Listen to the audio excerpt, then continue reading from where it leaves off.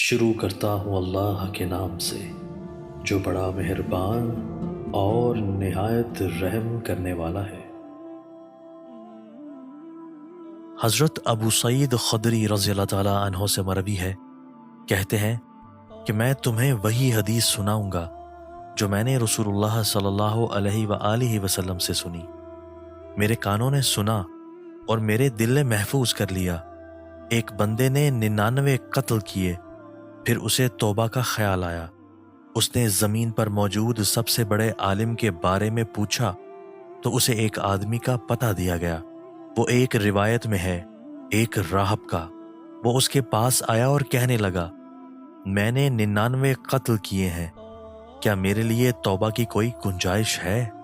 وہ کہنے لگا، کیا 99 قتل کرنے کے بعد بھی توبہ کی گنجائش ہے؟ اس نے اپنی تلوار نیام سے نکالی اور اسے بھی قتل کر دیا اور 100 کی تعداد مکمل کر لی۔ پھر اسے توبہ کا خیال آیا۔ اس نے زمین میں موجود سب سے بڑے عالم کے بارے میں سوال کیا تو اسے ایک عالم آدمی کا پتہ دیا گیا۔ وہ اس کے پاس آیا اور کہنے لگا، میں نے 100 آدمی قتل کیے ہیں، کیا میرے لیے توبہ کی گنجائش ہے؟ اس عالم نے کہا، تمہارے اور توبہ کے درمیان کون سی رکاوٹ ہے؟ جس خبیث بستی میں تم ہو اس سے نکل کر فلاں نیک بستی کی طرف چلے جاؤ۔ اس بستی میں ایسے لوگ ہیں جو اللہ کی عبادت کرتے ہیں، ان کے ساتھ مل کر اپنے رب کی عبادت کرو اور اپنے علاقے میں واپس نہ آنا، کیونکہ یہ برا علاقہ ہے۔ وہ شخص نیک بستی کی طرف چل پڑا۔ راستے میں اسے موت نے آ لیا۔ وہ سینے کے بل گھسیٹتا ہوا نیک بستی کی طرف بڑھنے کی کوشش کرنے لگا۔ اس کے بارے میں رحمت اور عذاب کے فرشتے جھگڑنے لگے۔ ابلیس نے کہا، میں اس کا وارث ہوں، کیونکہ اس نے ایک لمحہ بھی میری نافرمانی نہیں کی۔ جبکہ رحمت کے فرشتے نے کہا، یہ اپنے دل سے اللہ کی طرف متوجہ ہو کر توبہ کی غرض سے نکلا تھا۔ عذاب کے فرشتوں نے کہا، اس نے کبھی کوئی نیکی نہیں کی۔ تب اللہ عز و جل نے ایک فرشتہ آدمی کی صورت میں بھیجا۔ وہ اس کے پاس جھگڑا لے کر گئے۔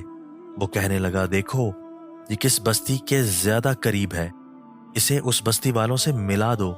اللہ تعالیٰ نے اس بستی کی طرف وحی کی کہ قریب ہو جا، اور اس بستی کی طرف وحی کی کہ دور ہو جا۔ انہوں نے پیمائش کی تو جس بستی کی طرف جا رہا تھا اس سے ایک بالشت نزدیک تھا، اس لیے اسے رحمت کے فرشتوں نے لے لیا اور اللہ نے اس کی بخشش کر دی۔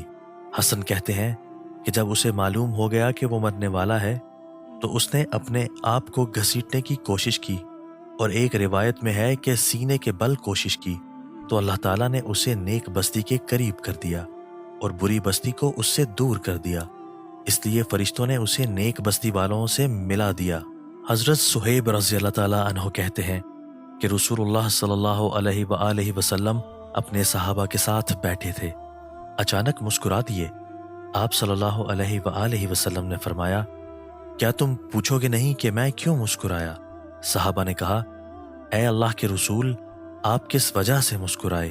آپ صلی اللہ علیہ وآلہ وسلم نے فرمایا، میں مومن کے معاملے سے خوش ہوا، اس کا سارے کا سارا معاملہ بھلائی ہے، اس کی پسندیدہ چیز اسے مل جائے تو اللہ کا شکر کرتا ہے، اور یہ اس کے لیے بہتر ہے۔ اگر ناپسندیدہ چیز سے اس کا سامنا ہو جائے تو صبر کرتا ہے، اور یہ اس کے لیے بہتر ہے۔ مومن کے علاوہ کوئی بھی شخص ایسا نہیں جس کا سارا معاملہ بھلائی ہو۔